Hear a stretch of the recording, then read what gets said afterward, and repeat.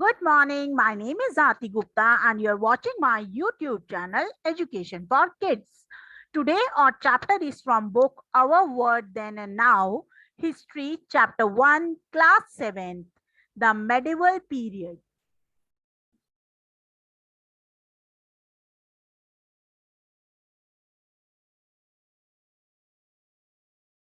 The history of the world can be divided into three broad periods: ancient period, medieval period and modern period. आपकी history तीन part में divide है, ancient period में, medieval period में और modern period में. Each of these period covers many centuries and the length of the period may differ from one part of the world to another. आपकी इन periods ने बहुत सारी centuries को cover किया है और इन पीरियड्स की लेंथ डिफर करती है एक पार्ट से दूसरे पार्ट के लिए. For example, the medieval period began around 5th century AD in Europe. जो आपका मेडिवल पीरियड है वो स्टार्ट हुआ था 5th सेंचुरी एडी यूरोप में, but around the 8th century AD in India. लेकिन इंडिया में कब स्टार्ट हुआ था? 8th सेंचुरी में मेडिवल पीरियड आया था. In this book, we will study about India in the medieval period. इस बुक में हम पढ़ेंगे कि कैसे इंडिया आपका मेडिवल पीरियड में था. The medieval period in India spans a millennium. जो आपका मेडिवल पीरियड था इंडिया में उसने मिलेनियम स्पैन्स किए थे, जैसे 8 से 18th सेंचुरी एडी तक. Many development during this period distinguish it from the previous period. जो आपके डेवलपमेंट है वो आपके बताए जाते हैं प्रीवियस पीरियड्स के अकॉर्डिंग भी. That is the Asian period. और वो पीरियड कौन सा था? Asian period. This chapter outline these new developments, कि कैसे हमारे न्यू डेवलपमेंट हुए मेडिवल पीरियड में, ये चैप्टर उसके बारे में बताएगा. मेजर पॉलिटिकल डेवलपमेंट, कि कैसे हमारे मेजर पॉलिटिकल डेवलपमेंट हुई. The medieval period in India can be divided broadly into two phases. आपका जो medieval period था इंडिया में उसको two phases में डिवाइड किया गया. The early medieval period जो 8 से 13th सेंचुरी तक था, और सेकेंड था आपका लेट मेडिवल पीरियड जो 13th से 18th सेंचुरी तक था. मींस 8 से 18 टोटल था, जिसमें ये टू सेक्शन में डिवाइड हुआ था, 8 से 13th सेंचुरी तक एंड फिर 13 से 18th सेंचुरी तक. The history of the early medieval period is centered on power struggles among regional kingdoms of both North and South India, leading to the frequent rise and fall of kingdom. जो आपका history था early medieval period में, वो concern किसके ऊपर था? कि कैसे राजा ने रीजनल किंगडम्स पे नॉर्थ के और साउथ के लीड करा फ्रीक्वेंटली. जब आपके किंगडम्स खत्म होते थे तो एक नया किंगडम एस्टैब्लिश्ड हो जाता था. तो वो कैसे हुआ? The modern prominent among these kingdom were the Rajput kingdom in the north and the Cholas kingdom in the south. और यहाँ पर जो मेन किंगडम उभरे वो एक था आपका राजपूत किंगडम जो था आपका नॉर्थ में, और चोलास किंगडम थे आपके साउथ में. The distinctive culture characteristics of the regional kingdom spread to new region that came under them. जो आपका डिस्टिंक्टिव कल्चर और कैरेक्टरिस्टिक्स थे वो रीजनल किंगडम में स्प्रेड हुए और न्यू रीजन में आ गए. In the later medieval period, there was a number of invasion by Muslim conquerors from Central Asia. Late medieval period में आपके बहुत सारे इन्वेंशन हुए मुस्लिम्स कॉन्कर से, और कहां पर हुए? सेंट्रल एशिया से हुए. Among the investors were Turks, Afghans and the Mughals. और ये जो इन्वेटर थे जो हमला करते थे वो थे तुर्क, अफगानी और Mughals. This period saw the rise of powerful Muslim dynasties such as those of Khiljis, the Tughlaqs and the Mughals. और इसी पीरियड में हमने देखा कि जो मुस्लिम की डायनेस्टीज हैं वो बहुत ज्यादा पावरफुल हो गई. और वो डायनेस्टीज कौन कौन सी थी? खिलजी की, तुगलक की और मुगल्स की. Under their rule, Islamic customs influenced political, economic, social, and cultural life in India.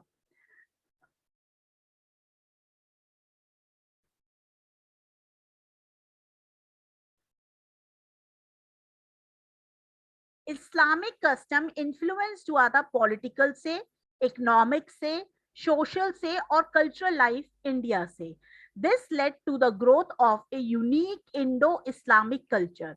अब इसी कल्चर ने, जो आपके इंडियन और इस्लामिक कल्चर थे, इन दोनों को मिक्स बनाकर एक यूनिक कल्चर क्रिएट हुआ, and that is known as Islamic Indo Islamic culture. Towards the end of 5th century, European traders began direct overseas trades with India. जब हमारा 15th सेंचुरी एंड में था, तो जितने भी यूरोपियन ट्रेडर्स थे, उन्होंने डायरेक्ट ट्रेड करना स्टार्ट कर दिया था इंडिया से. The Portuguese were the first to arrive. जो पोर्टुगीज थे वो सबसे पहले थे जो आए थे. Followed by English, the Dutch and the French. Follow हुए थे किससे? इंग्लिश से, डच से और फ्रेंच से. By the mid 17th century, अब जब 17th सेंचुरी के मिड में आए, the French and the English were the main rival trading powers in India. अब यहाँ पे 17th सेंचुरी तक आते आते फ्रेंच और जो इंग्लिश थे, वही आपके राइवल ट्रेडिंग हो गए थे, पावर में आ गए थे इंडिया में. By the mid-18th century, the English outsided the French and become a leading political force in India. By mid-18th century means जब आपकी 18th century आई, तो उसके अंदर जो इंग्लिश थे, उन्होंने फ्रेंच को क्या कर दिया? बाहर कर दिया, और वहां से उन्होंने अपने पॉलिटिकल फोर्स की डेवलपमेंट करी. This marked the beginning of modern period of India. यही एक मॉडर्न पीरियड था इंडिया में. Importance of geographical knowledge. Importance क्यों थी जोग्राफिकल नॉलेज की? Knowing a region geography helps us understand its history better. अगर हमें रीजन पता है जोग्राफिकल, तो हिस्ट्री को हम और अच्छे से समझ सकते हैं. In this chapter maps are of great help. इस चैप्टर में मैप्स हैं जो बहुत ज्यादा हेल्पफुल हैं. They show the geographical feature of a region. उन्होंने geographical feature दिखाया है regions का.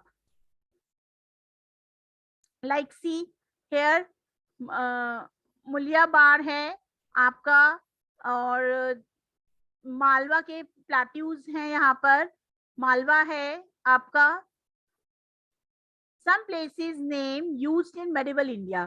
ये उनका चार्ट है, मैप है बेसिकली, जहां जब मेडिवल इंडिया में ये नामों को यूज किया जाता था. लाइक अब मदुरई है, पहले मुत्रा था. Like these kind of names are there. And region location with respect to other reason.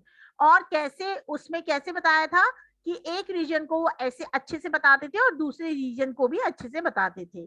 Such information may explain why a region prospered or was frequently invaded or remained isolated and so on. यही information हमें explain करती है कि reason कैसे prosper हुआ और कैसे वो फ्रीक्वेंटली इन्वेडेड हुआ, लड़ाइयां हुई, उसमें कब्जा किए गए, और कैसे वो अकेला रहा, आइसोलेटेड रहा, और भी बहुत सारी चीजें. Cartography and medieval India. Cartography और medieval India. The skill of cartography or map making was practically unknown in ancient India. जो कार्टोग्राफी होती है उसका मतलब होता है मैप को बनाने वाला. मैप को बनाने वाले को हम कहते हैं कार्टोग्राफी. ठीक है, cartographer basically. was practically unknown in ancient India means कि एशियन इंडिया में ये प्रैक्टिकली किसी को भी नहीं पता था. The worldwide growth of trade and the expansion of empires during the medieval period created the need for accurate map. जैसे जैसे हमारे ट्रेड्स की ग्रोथ होती गई, जैसे जैसे एम्पायर्स का एक्सपेंशन होता गया, वैसे वैसे हमें एक एक्यूरेट मैप की जरूरत पड़ी. The Arabs and the Europeans who undertook long journey over land and sea developed cartography. जो अरब्स के और यूरोपियंस के ट्रेडर्स थे वो बहुत लंबी लंबी जर्नी करते थे, तो उन्होंने क्या डेवलप करा? Cartography. Contact with Arab and European introduced India to cartography. अब जब क्योंकि अरब और यूरोपियंस ने कार्टोग्राफी करा तो इंडिया में भी कार्टोग्राफी इंट्रोड्यूस्ड हो गई. The map shown in figure 1.1 is a map of the world as was drawn in the 12th century by Al-Idrisi. Now here in the 1.1, if I move forward this, अगर मैं 1.1 का map देखूं तो आप यहाँ पे देखेंगे यूरोप है, टर्की है, अरब की कंट्रीज हैं, इंडिया है, चाइना है. पहले आपका ये वर्ड मैप और यू कैन से कि मैप ये ऐसे बनाया था और इस कार्टोग्राफर का नाम था अल इदरसी.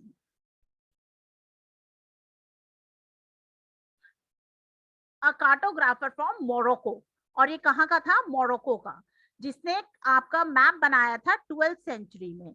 The map has the south shown at the top. जो मैप है वहां पे जो साउथ है वो टॉप पर दिखाया है. जनरली साउथ का होता है नीचे side. Arabian is at the centre and to the left of Arabian is India. Arabian आपका सेंटर में दिखाया है और जो लेफ्ट है अरेबियन के उसको दिखाया है India. Above South India is an island which is possibly Sri Lanka. हो सकता है कि साउथ इंडिया के ऊपर एक आइलैंड दिखाया है और वो पॉसिबली क्या हो सकता है? Sri Lanka. Below Arabian is Turkey and further down is Europe. आप अगर अरेबिया के नीचे देखें तो वहां पे है टर्की और फिर उसके और नीचे जाएंगे तो वहां पे है Europe. By the end of the medieval period, cartography became more accurate. जैसे जैसे medieval period बीतता गया वैसे वैसे कार्टोग्राफी बहुत ज्यादा accurate होने लग गई. Most map of India belonging to this period were drawn by sailor, who were more familiar with the coastal region. जो भी इंडिया के मैप्स हैं वो आपके उन सेलर्स ने बनाए हैं जो बहुत ज्यादा फेमिलियर थे कोस्टल रीजन से. Hence, these maps show the coastal area in more detail than the interior region. इसलिए यहाँ पर जो coastal area है वो more detailed हुए थे instead of inner region, अंदर वाले map के region से. Places name, जगहों के नाम. Medieval map and the writing of medieval author provide valuable information about the geographical feature and the name of places in the medieval time. Medieval maps और जो writing थी medieval author की वो बहुत ज्यादा वैल्यूएबल इंफॉर्मेशन प्रोवाइड करती है geographical feature के बारे में और जो जगह थी उनके नामों के बारे में जो यूज होती थी आपके मेडिवल टाइम में. In these, however, the place names mentioned in these documents may have changed with time. जैसे जैसे टाइम चेंज हुआ वैसे वैसे डॉक्यूमेंट्स में जो नाम थे वो भी चेंज होने लगे. In such cases, the historian has to find out the present name. इसलिए इस केस में जो हिस्टोरियंस थे उनको अब करंटली जो नाम यूज होता था उसको ढूंढना पड़ा. Among the medieval scholars who visited India were Al-Biruni, a famous Central Asian scholar, and Ibn Battuta, a scholar from Tangier, North Africa. यहाँ पे जो medieval scholars थे जो इंडिया में आए वो था अल-बिरूनी, फेमस सेंट्रल एशिया स्कॉलर था वो, और इब्न बातूहा, a scholar from तंजीर जो था नॉर्थ अफ्रीका का. Their writing gives us valuable geographical information on medieval India. उनकी राइटिंग ने हमें वैल्यूएबल ज्योग्राफिकल इंफॉर्मेशन दी मेडिवल इंडिया के बारे में. Al Biruni mastered Sanskrit and translated some Sanskrit text into Arabic. Al Biruni जो था वो मास्टर था संस्कृत का और उसने ट्रांसलेट करे थे संस्कृत टेक्स्ट को अरबिक में. He wrote a book known as किताब अल-हिंद, और उसने एक किताब भी लिखी थी और उसका नाम था किताब अल-हिंद ऑन इंडिया, इंडिया पर. इब्न बतूहा came to India in the 14th century. जो इबन बतूहा था नॉर्थ अफ्रीका का, वो इंडिया में आया था 14th सेंचुरी में. His work रिहाला described his travels in India. और उसका जो वर्क था रिहाला, उसमें डिस्क्राइब हुआ है कि कैसे वो उसने ट्रैवल करा इंडिया में. कीपिंग रिकॉर्ड्स, रिकॉर्ड्स को कैसे रखा गया. In the medieval kingdom in India, there were elaborate system of administration, large-scale trade, and many types of crafts and religions and cultural activities. Medieval India के kingdom में बहुत ज़्यादा elaborate system था administration का, large scale था trade का, बहुत तरह के आपके crafts थे, religions थे और cultural activities भी थी. All this required the keeping of records. यही सारी चीजें रिक्वायर्ड होती थी रिकॉर्ड्स को रखने के लिए. In the medieval period paper came into wide use as writing material. Medieval period में ही पेपर का बहुत ज्यादा यूज होने लग गया लिखने के लिए. The paper document that have come down to us are at present preserved in archives. जो आपका पेपर डॉक्यूमेंट्स है जो अब हम प्रेजेंट प्रिजर्व करा हुआ है, कहाँ पे? आर्चीव्स में. An archive is a collection of historical documents and records of government, families और अदर ऑर्गेनाइजेशन. आर्चीव्स क्या है? बेसिकली कलेक्शन है हिस्टोरिकल डॉक्यूमेंट्स का, रिकॉर्ड्स गवर्नमेंट का, फैमिलीज का और बहुत सारी ऑर्गेनाइजेशंस का. Medieval document and inscriptions include record of land revenue and land grant, work of religious literature and secular works such as writing on travel, history and science. Medieval documents और inscription में क्या क्या include होता था? Records include होते थे land revenue, land grants के, कि कितना हमको लैंड से प्रॉफिट हुआ है और कितनी हमने लैंड को ग्रांट करा है. वर्क ऑफ रिलीजियस लिटरेचर, जितना भी हमारा रिलीजियस लिटरेचर पे वर्क हुआ है उसमें आपके मेडिवल डॉक्यूमेंट और इंस्क्रिप्शंस में मिलते हैं.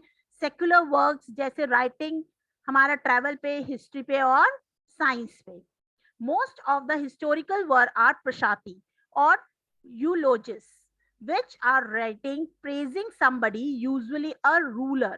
प्रशाती होती थी जब किंग के बारे में प्रशंसा में स्कॉलर्स लिखते थे, that is known as prashasti. One exception in Kalhana Rajatarangini, a history of Kashmir in Sanskrit, verse written in 12th century. Kalhana Rajatarangini एक हिस्ट्री है कश्मीर की जो संस्कृत लैंग्वेज में लिखी गई थी 12th century में. As a true historian, Kalhana referred to different original document, inscription and coins to check the facts. As a true historian, historians के हिसाब से कालहाना को रेफर किया जाता है कि उसमें कैसे डिफरेंट ओरिजिनल डॉक्यूमेंट्स थे, इंस्क्रिप्शंस थी और कॉइन्स थे, चेक करने के लिए फैक्ट्स को ये सही भी था या नहीं. Like inscription in different language used in medieval period. Here in the if you see here, it's written in Sanskrit, but here in the Qutub Minar you can see these ayate in Arabic. Growth of new language, कि कैसे new language I. Most scholars and officials all over India wrote either in Sanskrit और in Persian language. जितने भी scholars थे या तो वो Sanskrit language में लिखते थे या पर्शियन लैंग्वेज में लिखते थे. Regional language came into wide use in the regional kingdoms. जब रीजनल लैंग्वेज तब बहुत ज्यादा यूज में आने लग गई जब उसको रीजनल किंगडम में यूज किया गया. For example Telangani was use in Telangana. जैसे तेलुगु लैंग्वेज होती है, कन्नड़ लैंग्वेज होती है, वैसे ही तेलंगाना की तेलंगानी यूज होने लग गई. कर्नाटक में कन्नड़ यूज होने लग गई. सिंध में सिंधी आ गई. कश्मीरी आ गई कश्मीर में. अवधी आ गई आपकी बेसिकली फॉर्म है हिंदी की. उत्तर प्रदेश में गुजरात गुजरी आ गई गुजरात में. And Gauri in Bengal. Bengali you can say. Many literary work were composed in these languages. अब बहुत सारे documents को लिखा जाने लगा इन languages में instead of संस्कृत और पर्शियन language के. These works provide valuable historical information. इन कामों ने भी आपको बहुत ज्यादा valuable historical information provide करी. Historians problem. Historians की क्या problem थी? As there was no printing press in medieval India, all Indian paper documents of that time were manuscript. जितने अब आप देखेंगे मेडिवल पीरियड में प्रिंटिंग प्रेस तो थी नहीं, तो जितने भी इंडिया के जो पेपर्स डॉक्यूमेंटेड थे उस टाइम के, उनको मैन्यूस्क्रिप्ट्स में लिखा जाता था. मैन्यूस्क्रिप्ट्स वो होता है जो हम हाथ से रिटन डॉक्यूमेंट्स बनाते हैं. आज के लैंग्वेज में कह दें, स्टूडेंट्स अपने नोट्स बनाते हैं. Often subscribes people who were employed to keep records made copies of the original documents. जो स्क्राइब्स थे वो लोग थे जो आपके रिकॉर्ड्स को मेंटेन करते थे, और वो क्या करते थे, कॉपी बनाते थे ओरिजिनल डॉक्यूमेंट की. while doing this they sometimes copied wrong. अब जब हम कॉपी करते हैं दूसरे की कॉपी से, तो जो उसने गलत लिखा होता है वही हम कॉपी कर लेते हैं, या कभी कभार खुद ही मिस्टेक कर देते हैं. Some scribes also put in their own language or their own thoughts on the subject. कभी कभार क्या होता था, जो एम्प्लॉय थे जो रिकॉर्ड्स को रखते थे और उसकी ओरिजिनल कॉपी से कॉपी बनाते थे, कभी कभार अपनी लैंग्वेज में भी लिख देते थे और अपनी थॉट्स भी उस सब्जेक्ट पर बता देते थे. All this gradually change the original text. और धीरे धीरे जो ओरिजिनल टेक्स्ट था वो धीरे धीरे क्या हुआ, चेंज होने लगा. Historians have to gather information from these changed documents if they cannot find original document. जो historians थे उनको इन्हीं से information collect करनी पड़ती थी अगर उनको original document नहीं मिलता था. This is difficulty because the historian has to study all the available version carefully and cross-check the contents against other dependable evidences. अब historians के साथ problem क्या हुई कि उनको जितने भी available versions होते थे content के, उनको cross-check करना पड़ता था और ध्यान से पढ़ना पड़ता था ताकि उनमें गलती ना हो. Another problem is that language used in old documents have changed over time. एक और प्रॉब्लम क्या थी कि जैसे जैसे टाइम चेंज हुआ वैसे वैसे लैंग्वेज भी चेंज हो गई. The spelling and the meanings of words, the grammar, even the scripts have changed. तो क्या हुआ कि जैसे जैसे पीरियड चेंज हुआ वैसे वैसे डॉक्यूमेंट्स की लैंग्वेज चेंज हुई, स्पेलिंग चेंज हुई, मीनिंग ऑफ वर्ड्स चेंज हो गए, उसमें पुटेड ग्रामर चेंज हो गई, और कभी कभार स्क्रिप्ट्स भी चेंज हो गई. Historians cannot read some of the documents because they are unable to read the scribe's handwriting or because the script is no longer in use. Historians कभी कभार क्या होता था, डॉक्यूमेंट्स को पढ़ नहीं पाते थे. क्यों? क्योंकि वो जो स्क्राइब्स थे उनकी हैंडराइटिंग समझ नहीं आती थी, और कभी कभार वो स्क्रिप्ट्स होती थी जो अब यूज में ही नहीं है. Here are two examples to show you how the usage of terms and expression changed with time. यहाँ पर बताया है कि कैसे एग्जाम्पल्स के थ्रू कि कैसे टर्म्स और एक्सप्रेशन चेंज हो गए time to time. The term Meli Chacha was used during the Asian period for all non-Aryan people, including hill and forest dwellers. आपके जो टर्म मेलचचा है वो यूज होता था एशियन पीरियड में नॉन आर्यन पीपल्स के लिए, जो क्या इंक्लूड करते थे, आपके हिल्स और फॉरेस्ट को ड्वेल करने वाले. During the early medieval period, जब आपका स्टार्टिंग में मेडिवल पीरियड आया, the term refer to all foreigners and culturally different people from kings to untouchable. Now जब अर्ली मेडिवल पीरियड आया, जो टर्म थी वो सारे उन लोगों के लिए हो गई जो डिफरेंट होते थे आपके किंग से. Gradually as some mlecchas was absorbed into Varnas system. अब जो मलेचास थे उनको क्या हुआ, अब वो चेंज हो गए कास्ट सिस्टम में. The term came to be applied to meat-eating people and those who did not observe caste rules. अब ये टर्म उन लोगों पे लगाई जाने लगी जो आपके क्या खाते थे, मांस खाते थे, और those who did not observe caste system, और उन लोगों पे भी लगाई जाने लगी मलेचास जिन पे कास्ट सिस्टम नहीं लगता था. In terms, Hindustan also represented different territories at different times. Hindustan की टर्म में भी अलग अलग टेरिटरीज को डिफाइन किया गया अलग अलग टाइम में. Around the 3rd century AD, the southern part of the Indus plain were called Hindustan. जो आपका 3rd AD था, 3rd century AD, उसमें जो southern part था इंडस प्लेन का, उसको हिंदुस्तान कहते थे. In an inscription of the Sassanians of Persian Iran who ruled over this region. तो इंस्क्रिप्शन किसकी थी? ससैनियंस, पर्शियन के, ईरान के, जिन्होंने रूल करा था इस रीजन पर. In early medieval period the Arab refers to the land between the Indus and Ganga Yamuna Doab as Hindustan. अब जो अर्ली मेडिवल पीरियड में जो अरब थे उनको बोला जाता था, रेफर किया जाता था लैंड बिटवीन इंडस के और गंगा और यमुना के दोब में as Hindustan. They called its people Hindu, और यहाँ के लोगों को क्या कहा जाता था? हिंदू. और ये नाम कहाँ से ड्राइव हुआ था? सिंधु और इंडस से. In the later medieval period Hindustan और Hind refer to nearly the whole of world except the extreme south. South में जो एकदम लास्ट साउथ है वहां पे छोड़कर जितने भी पूरा होल इंडिया ने हिंदुस्तान और हिंद को ही रेफर कर लिया था.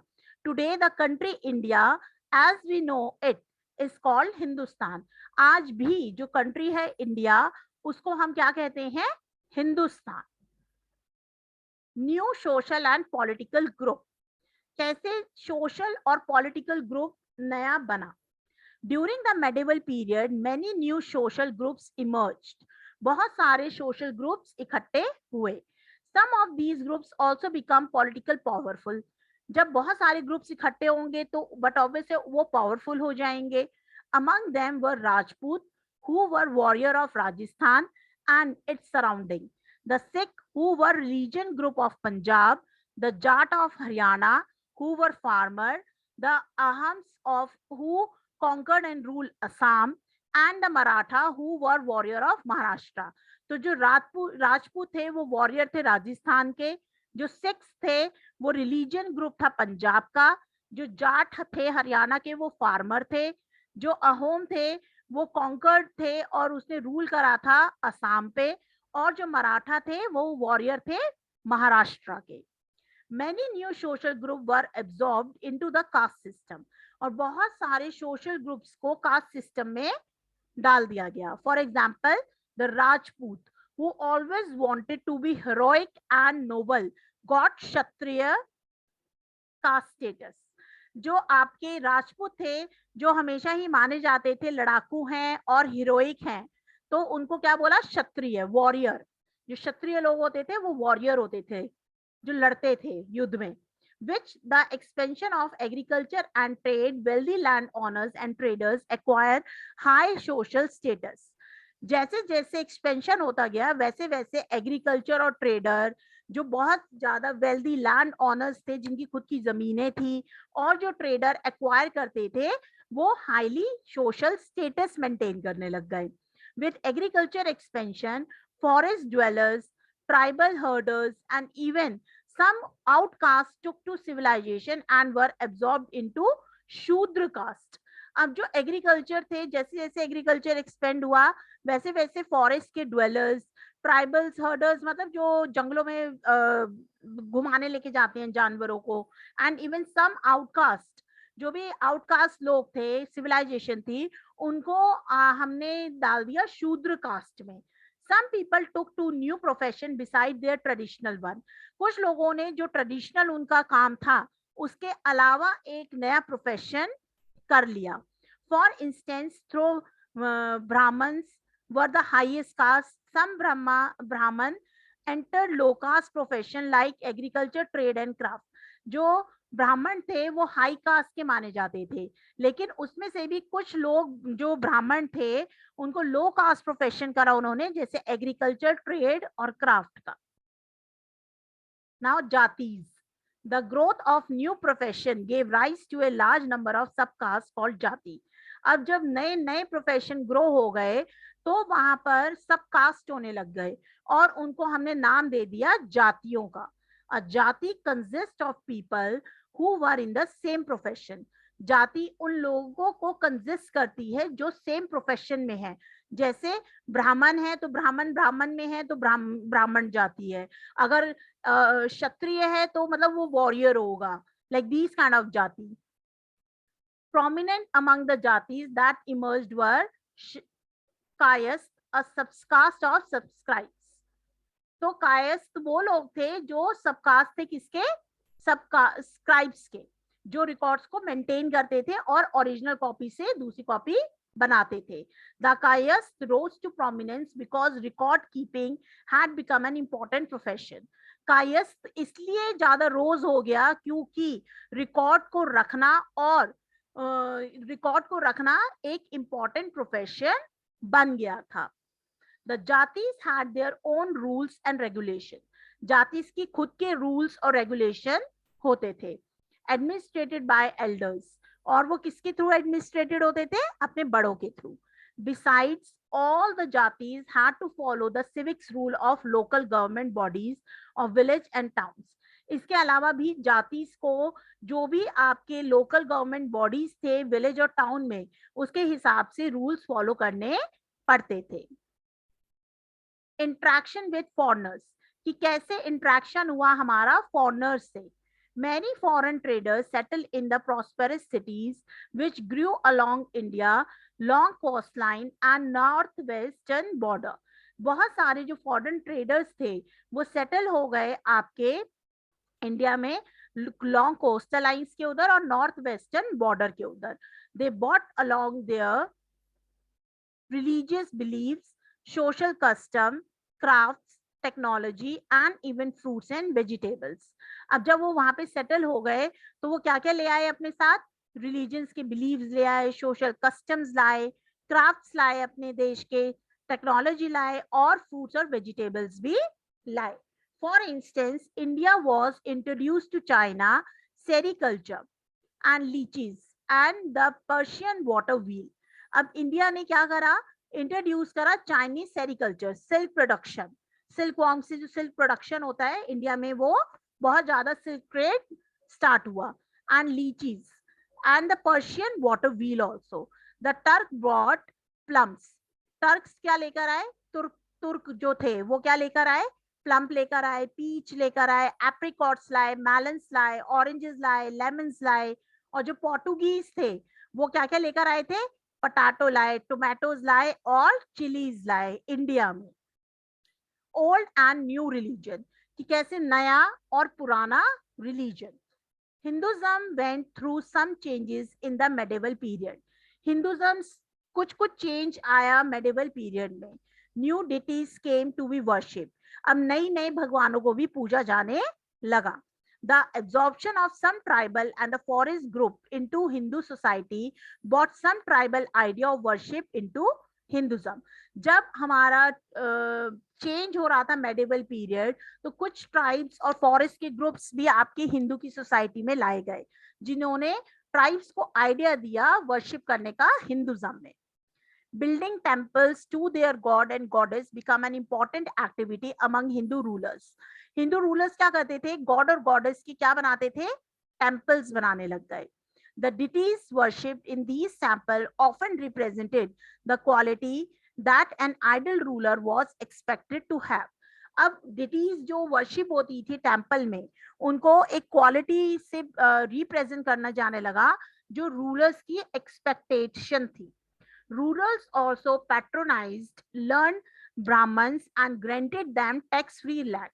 रूलर्स क्या करते थे? पैट्रोनाइज करते थे और जो ब्राह्मण थे और उनको लैंड को देते थे, ग्रांट करते थे ताकि वो टैक्स फ्री लैंड हो जाए। Thus, many Brahmin became wealthy and powerful. और जो ब्राह्मण थे वहां पर वो बहुत ज्यादा वेल्दी होने लग गए और पावरफुल होने लग गए.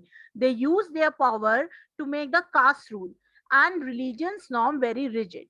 अब जो ब्राह्मण थे उन लोगों ने क्या करा कि जो कास्ट सिस्टम्स था, कास्ट रूल्स था और रिलीजियंस थे, उनको बहुत ज्यादा रूल्स में इंक्लूड कर दिया.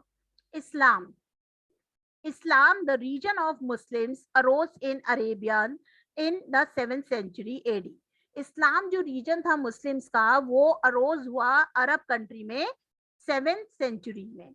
इस्लाम is centre on the believe in one God Allah and the teaching of his last prophet Muhammad. Islam किसके ऊपर सेंटर था? बिलीव था कि भगवान एक है और टीचिंग्स जो उनके लास्ट प्रॉफिट थे मोहम्मद, उनकी टीचिंग्स पे ऊपर बेस था. These teachings are contain in holy book called Quran. और ये सारी टीचिंग्स इनकी उनकी होली बुक में मिलेगी और उसका नाम है Quran. After prophet Muhammad death, a khalif और खलीफा succeeded him as the religious and the political head of the Muslim community. जब प्रॉफिट मोहम्मद की डेथ हो गई तो एक खलीफ और खलीफा सक्सीड करने लगा रिलीजियस और पॉलिटिकल हेड को मुस्लिम कम्युनिटी के. Later the community split into 2 major sector. अब बाद में कम्युनिटी 2 सेक्टर में डिवाइड हो गई, Siya and Sunni. The Siyahs regard Muhammad's son-in-law Ali as the prophet true successor. जो सियास थे उन्होंने मोहम्मद के सन इन लॉ अली को ट्रू सक्सेसर माना. दे बिलीव, उन्होंने बिलीव करा that A खलीफ is appointed by divine will. उन्होंने ये माना कि जो खलीफ है वो divine will say he appoint हुआ है. The Sunnis believe that khalif should be chosen by the whole community. और जो सुन्नीस थे उन्होंने ये माना कि जो खलीफ है वो चूज हुआ है पूरी होल कम्युनिटी से. Apart from Quran they follow the sunnas. Quran के अलावा वो फॉलो करते हैं sunnas. Custom and law based on deed and words of Muhammad. जो कस्टम्स हैं हमारे लॉ के ऊपर बेस्ड डीड्स पर और जो वर्ड्स हैं मोहम्मद के. Islam was brought to India by Arab traders. Islam India में लाया गया किसके थ्रू? अरब ट्रेडर्स के through. Later Muslim conquerors established kingdom in India. बाद में मुस्लिम ने कॉन्कर करा और एस्टैब्लिश करे अपने किंगडम इंडिया में. They ruled according to Islamic law and ulema expert in Islamic law receive their patronage. और उन्होंने रूल करा और इस्लामिक लॉ के अकॉर्डिंग रूल करा और एक्सपर्ट्स जो थे इस्लामिक लॉ के उन्होंने रिसीव करा patronage. Among the various school of Islamic law that had developed, और बहुत सारे इस्लामिक स्कूल्स भी डेवलप हुए. The Hanafi school became popular in India. Hanafi school है जो पॉपुलर हो गया था इंडिया में. It was made popular by Turkish ruler. और किसने पॉपुलर करा था उसे? तुर्किश रूलर ने. फेथ बेस्ड ऑन डिवोशन, कि कैसे आपका फेथ बेस्ड था डिवोशन पर. Bhakti movement. Bhakti movement towards the end of the Asian period, around the 7th century, several Hindu religions thinker of South India had begun to challenge Brahman domination. अब जो बहुत सारे आपकी जब Asian period and होने लगा तो जो 7th सेंचुरी में लोगों ने क्या करा, जो हिंदू रिलीजन्स थे, थिंकर्स थे साउथ इंडिया के, उन्होंने चैलेंज स्टार्ट कर दिया ब्राह्मण डोमिनेशन की तरफ. दे स्ट्रेस्ड ऑन भक्ति. और उन्होंने किसके ऊपर स्ट्रेस करना स्टार्ट कर दिया? भक्ति के ऊपर. Without the help of middle man such as priest. अब बिना किसी पंडित की हेल्प लिए उन्होंने क्या करी? पूजा पाठ शुरू कर दी. This is called a bhakti movement. और इसी मूवमेंट को कहा गया bhakti movement. In North India it began only around the 13th century. और नॉर्थ इंडिया में स्टार्ट हुआ था 13th सेंचुरी में. The Bhakti movement attracted people from all section of society. और जो भक्ति मूवमेंट था उन्होंने बहुत सारे लोगों को अट्रैक्ट करा डिफरेंट सेक्शन के सोसाइटी के. Sufism. From around the 8th century, some Muslim began to influenced by Hindu, Greek and Buddhist religious idea. जो आपका 8th century था वहां पर जो मुस्लिम्स थे वो इन्फ्लुएंस्ड हो गए किससे? हिंदू से, ग्रीक से और बुद्धिज्म के रिलीजन्स के आइडिया से. This gave rise to a faith called Sufism. और इसी ने एक राइज करा फेथ, वो था Sufism. Sufi philosophy is basically Islamic. जो सूफी फिलॉसफी है वो टोटली किसके ऊपर बेस्ड है? इस्लाम के ऊपर. Beside devotion to one God, it preaches brotherhood among man. सिर्फ ये मानना कि अल्लाह एक है या भगवान एक है, उन्होंने भाईचारा भी सिखाया. After the Turkish इन्वेशन, many Sufi saints came to India and spread their faith. जब टर्किश का इन्वेशन हो गया तो उसके बाद बहुत सारे सूफी सेंट भारत आए और उन्होंने अपना ये फेथ भारत में फैलाया. Things to remember. In India, the medieval period lasted from 8th to 18th century. The early medieval period was marked by powerful structure among regional kingdoms. In later medieval period, Turk, Afghan and Mughal from Central Asia conquered large part of India. Unique एक ruler हुआ, under the rule a unique developed हुआ था. क्या हुआ था? Indo Islamic culture develop हुआ था India में. Toward the end of 15th century के एंड तक यूरोपियन ट्रेडर्स ने डायरेक्ट ओवरसीज ट्रेड करना स्टार्ट कर दिया था इंडिया से. जो पोर्टुगीज था वो पहले आया था, उसके बाद इंग्लिश, डच और फ्रेंच आए. Around mid 18th century English का बहुत ज्यादा पॉलिटिकल डेवलपमेंट हो गया. The Indian were introduce to cartography through contact with Arab and Europeans. अरब और यूरोपियंस के बाद इंडिया में भी कार्टोग्राफी इंट्रोड्यूस्ड हो गई. Medieval maps that provide geographical information about India have improved our understanding of medieval Indian history. जो जैसे जैसे medieval periods में maps जो थे उन्होंने provide करी geographical information इंडिया के बारे में और improve करी understanding medieval India history के बारे में. The writing of medieval scholars like Al-Biruni and Ibn Battuta also provide valuable information. जो राइटिंग स्कॉलर्स थे अल-बरूनी और इब्न बतूहा, उन्होंने भी बहुत वैल्यूएबल इंफॉर्मेशन प्रोवाइड करी. Besides secular work on travel, history, science, medieval literacy source material include work of religious literature and records of land revenue and land grants. Sanskrit and Persian were the language generally used in official record. Official records में संस्कृत और Persian language used होती थी. Many literacy work were composed in regional language. उसके बाद धीरे धीरे regional languages में भी आपके लिटरेरी वर्क होने लगे.